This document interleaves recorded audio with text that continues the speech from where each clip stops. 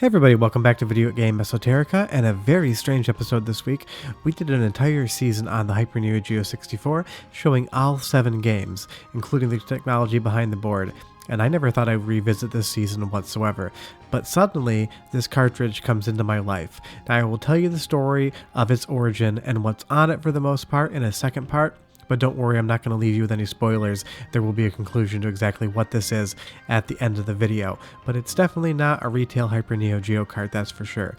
Because we have covered Samurai Shodown 64 in the past on the channel. It's an awesome game. I highly recommend you check it out if you get the chance. Oh, and also, like and subscribe, ring that notification bell if you feel so inclined, because this is going to be a real fun series for you guys to continue to watch. But I always liked Samurai Shodown 64, and I've always loved the Hyper Neo Geo hardware, but that's down to pure nostalgia. But I was contacted by somebody that had this cartridge, and you can see on the right, that is just a standard cart, and now we have this gigantic black metallic box with a weird label and all sorts of different writing on it. And basically what that translates to is for case testing use. Now I think that's relevant to what this is, but it's a little bit confusing because of course we're doing a translation, and I had someone who speaks Japanese but isn't a native Japanese speaker. You'll see here at Samurai Spirits 64, and that label's in black and white versus color on the original board, and that's a slight change. It's marked as unit number 91, and it says SNK 5300. So it's got a date of 2000 on it, but I'll explain what I think that means. But you'll see the biggest difference outside of the case being totally different is that there is a massive height difference in that metal. We're talking about 2 full inches, but if we turn it around on the bottom is identical. Now, of course, you're going to see that there is some rusting going on here, and when I tell you the story about where this actually came from, you're going to understand why that rust is there and be surprised that there isn't a lot more. But like I said, we're going to do that in a different video. What I want to talk about, though, is how you handle these sort of things when they come in, because this is a rare piece of hardware. There has never been a single Hyper Neo Geo 64 development kit found or prototype hardware bit found. It has all been retail, and this one came with a little bit of newspaper as a little bonus. It's an English newspaper. I'm not going to keep it. I don't think it's relevant, but we at least know that this has been in the US at some point in time, and it is in Japanese. But when you get something like this in, you can't just throw it on your motherboard and test it. Now, I don't deal in any sort of Nintendo 64 prototypes, but I have read that you can't power them on a certain way or else the ROM chips inside can erase themselves. Now, I don't know what this does, and I had to check it first. You always want to be careful when you're dealing with something that is a one-off. The first thing is, this has rust all over it, so I need to open it up and see how far that rust has ingressed into the case, because rust is nothing more than metal dust, and metal dust is conductive. So if it's in the wrong spot, we could short something out, we could send power to where it shouldn't be, and destroy this before we ever get a chance. But inside, you're going to see a very weird configuration. It has all these ROM riser boards. There are 96 individual ROM chips on this PCB, and there's slots for more. But this is not what a normal Hyper Neo Geo 64 PCB looks like. I have never seen anything like this before. And you'll see that there definitely is rust on the board, but we seem at least to start to be getting a little bit lucky, because you'll see that white line all the way around the PCB. The rust has not seemed to have gotten any further into this board except the edges where the metal touched. So if we're lucky, we'll be okay. But because all of these different ROM riser boards are sitting in almost like RAM slots, we need to take each and every one of these out and make sure that they are clean and that there is no rust dust in there. Because you are not faster than electricity, and neither am I. You power it on at the wrong time, it is dead. The only thing we can change on this board whatsoever is there's one jumper. I'm not going to touch this on the first test. I'm going to leave it where it was because that's how I got it, so why would I change anything? And this is marked as 1997 531 FMD. I think that means flash mount. I don't know what the acronym means, but the retail boards are marked differently, but it might be flash module. Who knows exactly? But taking a look at all these different DIMMs here, they're marked in different ways. GP, and basically what I think it's telling us, SP, is what those ROMs are supposed to be for, because there is one that says, I believe, PG, and I think that's going to be the program ROM, PR actually. So I think that these are different acronyms for the different areas of the board we would put program ROM in, graphics ROM in, things such as that. But taking a look at the board, I'm really not seeing too much rust dust, and once you guys find out where this actually came from in the second video, you're going to be very surprised that it looks this clean. But what you can do is remove each ROM riser board. It's basically almost like a RAM chip. I feel like maybe borrowed technology, even though it's marked as SNK. But these were very difficult to get out. I had to do it off camera because I was really worried about damaging anything. But you'll see here with that stick on my table, FMM, I think it's Flash Memory Module 2. That would make the most sense. You're going to have these notches here, so it is keyed, so you can take them out, although you'd want to put them back in the exact same configuration because that would be important.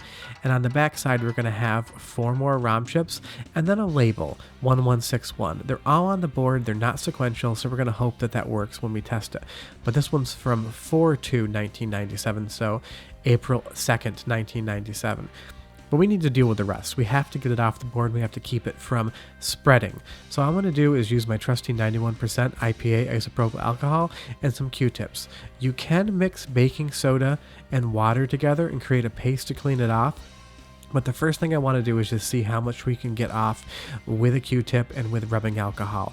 And if you've watched my How to Clean PCB videos, I'll leave a link in the description below. It is very easy. You just rub it back and forth. And we're going to take as much of that rust off as we possibly can and see how close to clean we can get this PCB. Now, it's always important to remove it. I don't think if I plug this in right now there would be any issues, but at the same time I'm not dealing with something that I can replace. This is a one-off piece of hardware that found me. I don't know if anyone will ever find another one of these in their life, including myself. So even though I really want to test this and find out what is on it, I have to do the work to clean it first.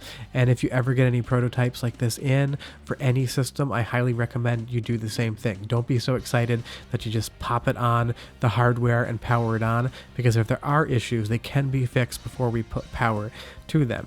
And you'll see here as I continue to clean, 90% of that rust residue is coming up, and I will continue to clean it as I go along. And honestly, it's really not that bad, which is shocking because had that rust gone further in, had the rust gotten underneath those ROM riser boards, cleaning that would be extremely difficult. You may have to actually desolder some of the sockets, clean underneath them, and pop them back in. But I've cleaned it a little bit more off camera, and this is what it looks like when you boot a traditional Samurai Shodown 64 Hyper Neo Geo 64 cartridge. It's a lot of 64s to say in a row. It's going to come up, we're going to have an intro, everything's going to play exactly how I anticipate. You're going to see that it says credit 0 in the bottom right hand corner of the screen, and we're going to get that Hyper Neo Geo 64 logo coming up with a warning that it's only for Japan. And you'll see here we have a standard character selection screen. I turned the volume up, but I ended up cutting it out of the video because it was not very well captured via my microphone on my camera. What I want you to look at is the tops of the screens. You'll see that the character names are going to be in a special spot on the left and right, and the bar on the bottoms for dashing is on the bottom. Now, and this is the first power on, I did record this on camera in case it blew up and smoked everywhere, you'd be able to see it. We get this weird graphical aberration on the right hand side of the screen, but it is initializing in the same way, which means that this board's at least trying to boot. And you'll see very quickly here once we get past that, I did this in real time so you could see. Now we have 2 credit symbols, and we have a different intro splash screen, and we have a different intro sequence. It has different music, and it has slightly different graphics. So what we know so far is that this is something different. We don't know how different yet, and I'm going to show you all of that in a second video because this is almost getting to 10 minutes. But what we have here is a prototype or beta version of Samurai Shodown 64. There's a lot of different magazines showing previews of this in spring of 1997 that have different heads-up display elements in different spots.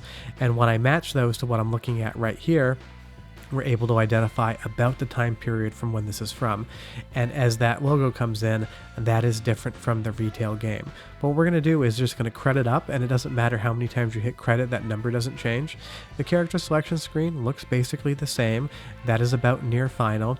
But as we actually go into a match in a moment, you're going to see the difference. And this was what keyed me in because it was the easiest thing to identify as being different. And when you're looking at prototypes or betas, a lot of times the heads-up display, those elements are different because they're non-finalized. We come in, we see fair and square, and now we're going to see the character names in the top, and that dash bar is on the left and on the right. It's not at the bottom, and that was from the preview versions of this game in magazines. So what do we have here? We have a prototype beta version of Samurai Shodown 64 for the Hyper Neo Geo 64. This is the first time ever that any development hardware or betas for this platform have ever been found. So we have a brand new Hyper Neo Geo 64 beta that we're dealing with.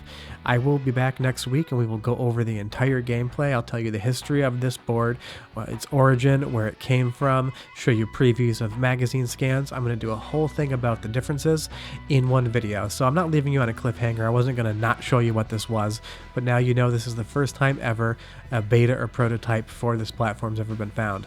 Short of that, we will be back Tuesday, Wednesday, Friday, and Sunday with more videos. But if you have any questions or comments, leave them down below. I'd love to hear from you guys, and I will be covering this board in as much depth as I can moving forward. And don't worry, it's going to be a massive pain in the ass, but I will dump this and release it for free to the community like I do everything else.